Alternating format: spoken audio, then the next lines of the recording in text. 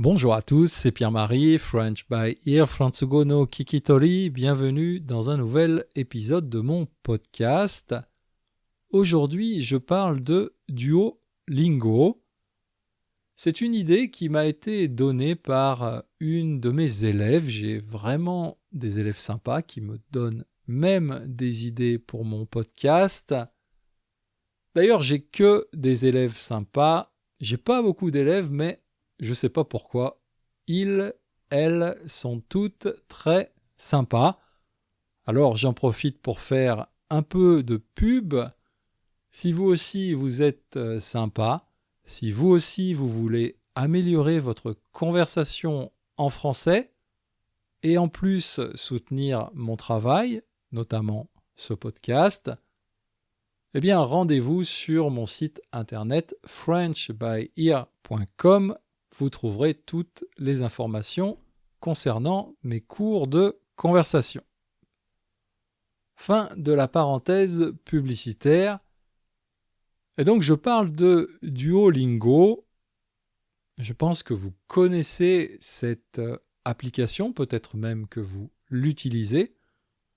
Duolingo est une application pour apprendre une langue étrangère. C'est probablement l'application de langue la plus connue dans le monde parce qu'aujourd'hui, elle a environ 75 millions d'utilisateurs. Duolingo est aussi assez célèbre pour son logo, sa petite mascotte, qui est une chouette verte assez mignonne, assez kawaii. Une chouette, c'est un type d'oiseau. En anglais, c'est owl et en japonais, fukuro. Mon élève m'a donc envoyé un lien vers une vidéo et cette vidéo, c'est la présentation, c'est une petite conférence de Louis Van Hahn, un des fondateurs de Duolingo. Cette présentation est super intéressante. En plus, Louis Van Hahn, je vais l'appeler Louis. En plus, Louis est très drôle, comme beaucoup de gens intelligents. Cette vidéo dure seulement 12 minutes, c'est en anglais, mais vous avez aussi les sous-titres en japonais ou en français si vous voulez. Bien sûr, je mettrai le lien vers cette vidéo sur mon site internet.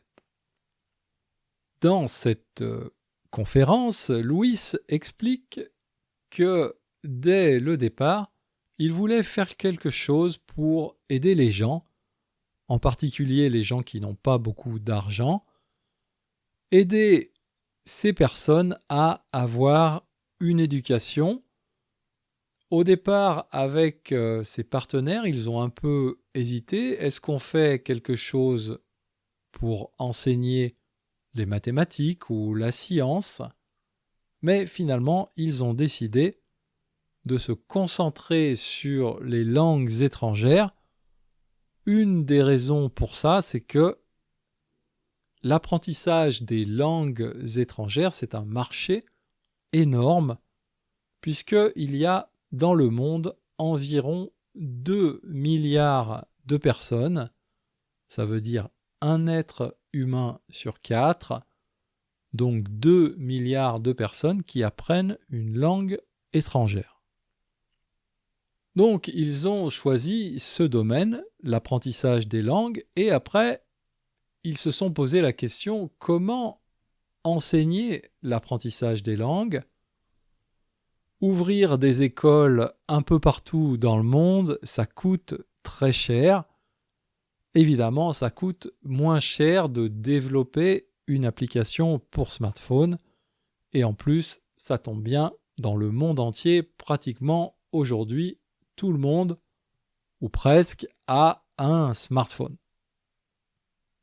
Mais Louis explique dans sa présentation, le problème sur le smartphone, c'est qu'il y a beaucoup de concurrence, ça veut dire qu'il y a beaucoup d'autres applications qui sont très intéressantes, comme par exemple les réseaux sociaux, TikTok ou Instagram, etc. Et donc Duolingo est en concurrence avec ces applications, TikTok, Instagram, pour attirer l'utilisateur, pour faire que l'utilisateur du smartphone, eh bien, au lieu de passer son temps sur Instagram, il va travailler la langue étrangère qu'il étudie avec Duolingo. Donc, Duolingo est en concurrence avec beaucoup d'autres applications. Alors, comment faire pour que les utilisateurs reviennent régulièrement, reviennent chaque jour sur Duolingo?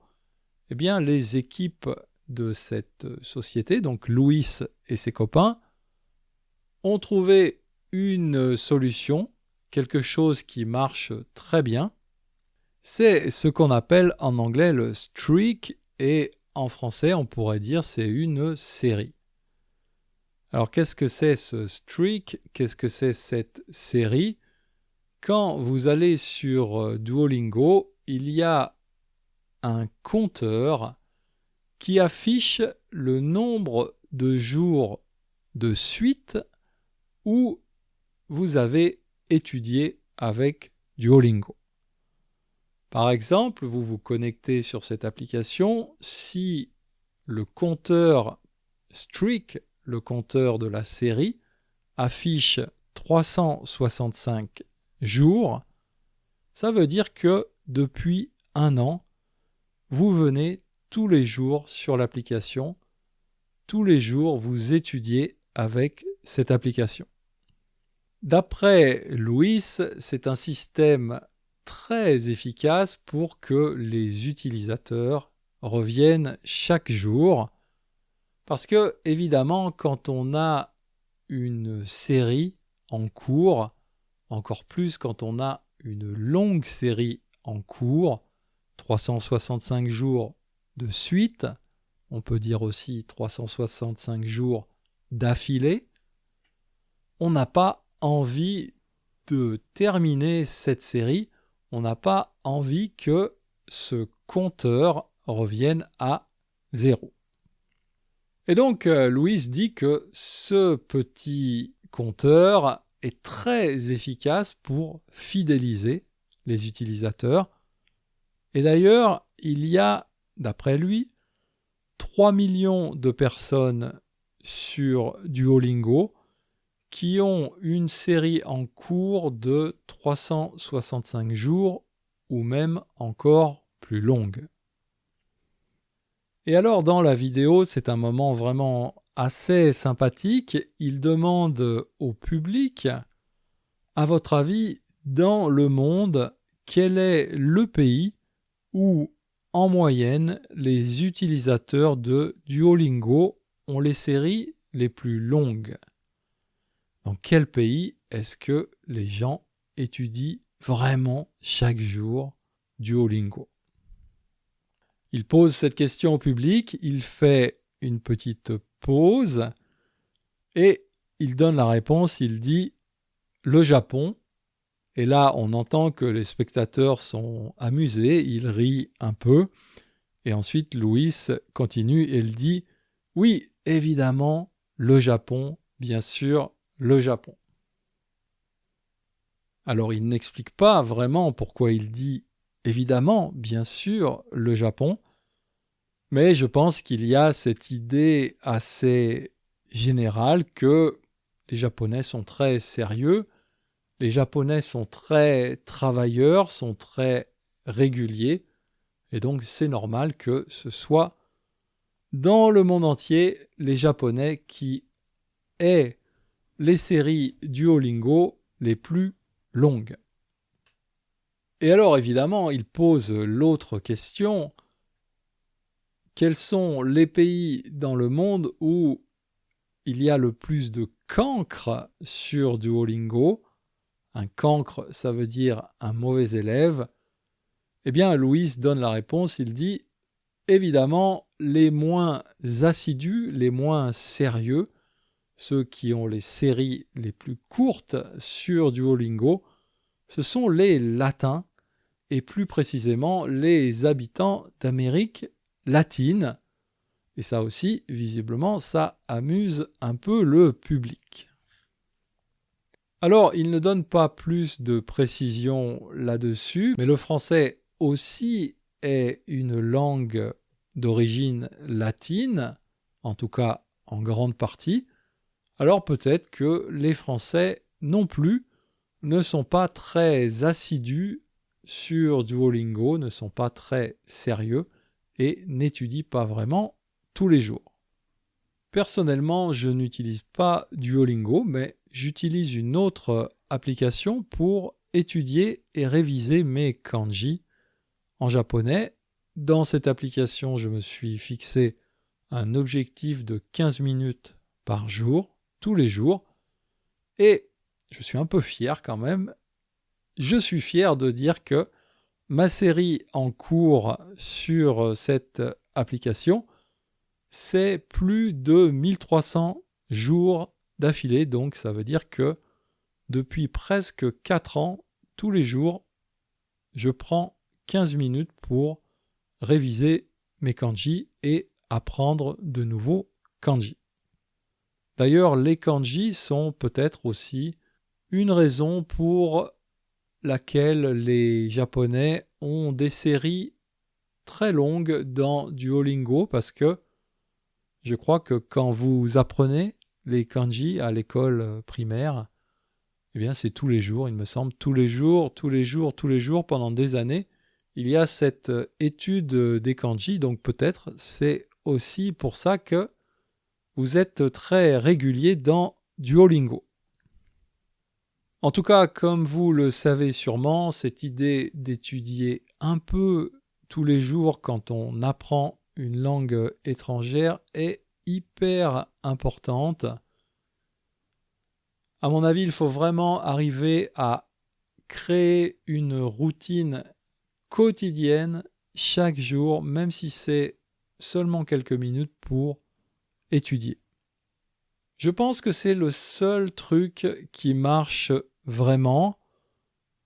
Bien sûr, vous pouvez vous dire, ok, je vais étudier du français 2 fois ou 3 fois 1 heure par semaine. Peut-être qu'il y a des gens pour lesquels cette technique marche, mais à mon avis, c'est plus difficile de tenir son objectif. Quand on a un objectif quotidien, c'est plus facile. On ne peut pas se tromper en fait. Le matin, on se lève, le soir, on se couche. Entre ces deux moments, on doit étudier 10 minutes, 20 minutes, une demi-heure, 1 heure de français chaque jour. Il faut être un peu têtu, c'est vrai, mais c'est quand même pas si compliqué. Alors une dernière chose sur Duolingo, je vais vous mettre aussi sur mon site internet un lien vers un article du Gorafi. Le Gorafi, c'est un site internet humoristique que j'aime beaucoup, en français évidemment, et ils ont fait un peu d'humour avec Duolingo et avec la chouette de Duolingo. Parce que cette chouette, apparemment, envoie beaucoup de notifications, des rappels à ses utilisateurs pour qu'ils n'oublient pas d'étudier chaque jour. Bref, le titre de cet article, c'est « La chouette de Duolingo condamnée à 2 ans de prison pour harcèlement ». Le harcèlement, qu'est-ce que c'est ? C'est en anglais bullying et en japonais hijime. Donc la chouette de Duolingo condamnée à 2 ans de prison pour harcèlement. Si vous voulez en savoir plus, retrouvez le lien de cet article sur mon site internet.